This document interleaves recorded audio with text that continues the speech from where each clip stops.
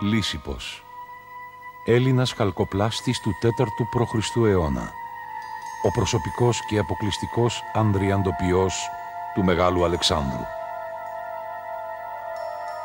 Λύσιππος, από το Λύσιος, ελευθερωτής και το ύπος.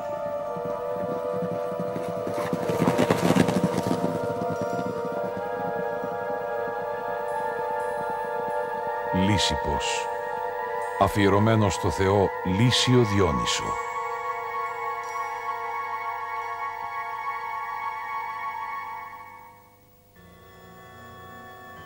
Φως, καθιστά το χώρο ορατό στο ανθρώπινο μάτι. Χρόνος, το ανεπανάληπτο πέρασμα της στιγμής, διάρκεια πράξης ή κατάστασης. Χρόνος, κυρίαρχο στοιχείο ρυθμού, στοιχείο της δικής μας κινηματογραφικής επικοινωνίας.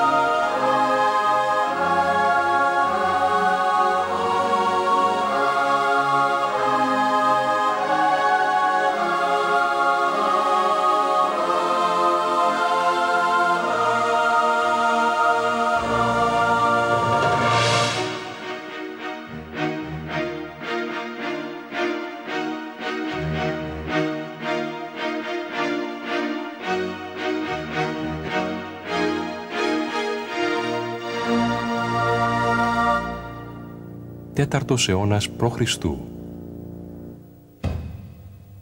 Η φιλοσοφία ανθεί, ο Παρθενώνας έχει χτιστεί.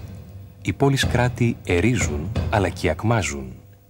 Στη Σικιώνα της Πελοποννήσου, κοντά στο σημερινό Κιάτο Κορινθίας, γεννιέται ο Λύσιππος. Κατάγεται από οικογένεια τεχνητών. Το όνομά του το οφείλει στη σχέση λατρείας που έχουν οι γονείς του με το θεό Λύσιο Διόνυσο. Παιδί ακόμα, συμμετέχει σε νυχτερινές τελετουργικές πομπές που ακολουθούν το άγαλμα του Θεού και καταλήγουν στο ιερό.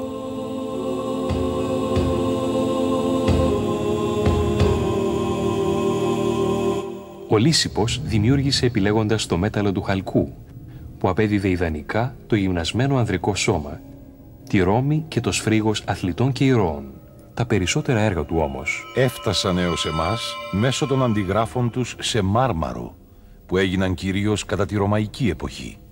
Το σημαντικότερο όμως είναι πως αν και αντίγραφα εμπεριέχουν και επιβεβαιώνουν όλα εκείνα τα στοιχεία που μας έχουν προσφέρει τα πρωτότυπα έργα. Έτσι ο αριθμός και η ποιότητά τους μας βοηθούν στην ταύτιση άλλων έργων του Λυσίππου, τα οποία είναι γνωστά από τις περιγραφές των αρχαίων. Η γνώση μας για το Λύσιππο μοιάζει θολή και δυσδιάκριτη όπως αυτό εδώ το πλάνο που φαντάζει σαν χαλκός. Οι αρχαίοι όμως συγγραφείς αναφέρονται συχνά και μερικοί μάλιστα λεπτομεριακά στα έργα του. Έτσι η γνωριμία μας με το Λύσιππο προκύπτει, μαντεύεται κατά κάποιον τρόπο από το συνδυασμό διαφόρων στοιχείων σχετικών με αυτά. Στα έργα του λοιπόν πρέπει να καταφύγουμε αν θέλουμε να φανταστούμε ότι ψηλαφίζουμε το αποτύπωμα της ιδιοφυΐας που τα έπλασε. Ένα τέτοιο πρώτο χνάρι βρίσκουμε στον Καιρό, έργο που ενσαρκώνει το φιλοσοφικό και το καλλιτεχνικό πιστεύω του γλύπτη. Καιρός για τους αρχαίους Έλληνες σήμαινε ευκαιρία.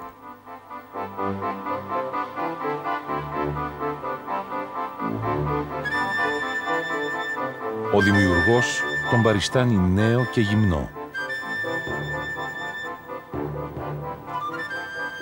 Με λυγισμένα τα γόνατα, σε κίνηση και με φτερά στα σφυρά. Το κρανίο ξυρισμένο, γυμνό. Τα μαλλιά πέφτουν μόνο στο πλάι και εμπρός. Τρέχει κρατώντας το προτεταμένο χέρι ζυγαριά ισορροπημένη σε ακμή ξηραφιού. Πράγμα που υποδηλώνει πόσο εύκολο είναι να μεταβληθούν οι καταστάσεις και να διαταραχθεί η ισορροπία τους. Με το άλλο χέρι επηρεάζει την πλάστιγκα.